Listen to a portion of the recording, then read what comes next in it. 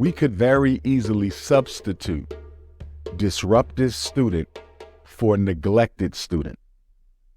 So for me, the question becomes, is it fair and ethical to separate the disruptive student from the regular student when the school may be partly responsible for the rise of that behavior in the first place?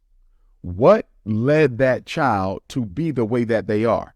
And even if the school had nothing to do with it, let's say this is purely based on home life situations.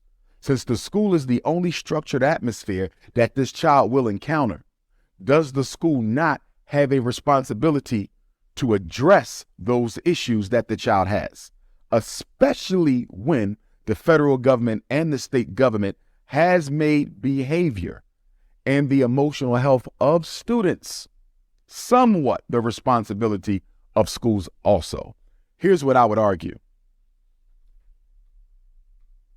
It is almost impossible for a disruptive child to disrupt your class if they know you care about them.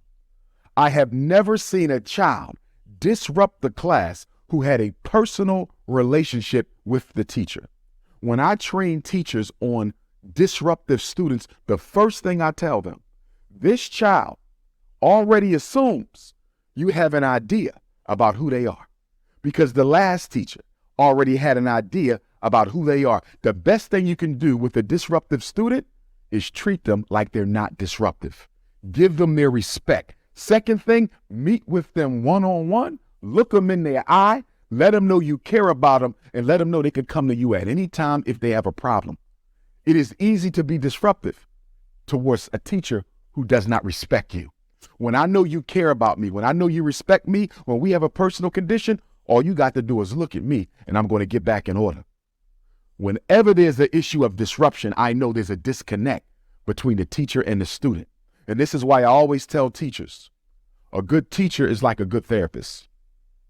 When I come into the office to meet with a client, it doesn't matter how many degrees you have. It don't matter how many years you've been doing therapy. It don't matter if you went to Harvard or Yale. Can you connect with that person? Because if you can't connect with that person, your credentials and experience mean nothing. It's the same thing with an educator. You can't teach him unless he first knows you care about him. Make the connection first. A good teacher, first of all, has to have a good relationship with the students they're teaching. No relationship, no learning. And that right there explains one of the biggest reasons why Black children are struggling in classroom managed by white people. Because many Europeans, not all, but many Europeans approach education from a purely academic standpoint. I am here to teach reading. I'm not here to be his mother. I'm not here to be his counselor. I'm not here to be his friend.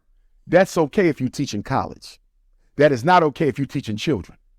Because the 3 R's of education are rigor, relevance, and relationships. The instruction must be rigorous. The instruction must be relevant. But most of all, the instructor must have a relationship with the student. No relationship, no learning. Go to Camden schools, go to Trenton, go to Newark, go over to Philly, go to Harrisburg, go to Pittsburgh, go to the boroughs in New York. I don't care where you go. Whenever you see Black children academically underperforming, it's because the teachers do not have a vested interest in that child. If a child has a teacher who cares and a parent who don't, they will succeed. If the child has a parent who cares and a teacher who don't, they will succeed. If they got a teacher and a parent who care, they're guaranteed. But if they don't have a teacher who don't care and a parent who couldn't care less, they're going to fail.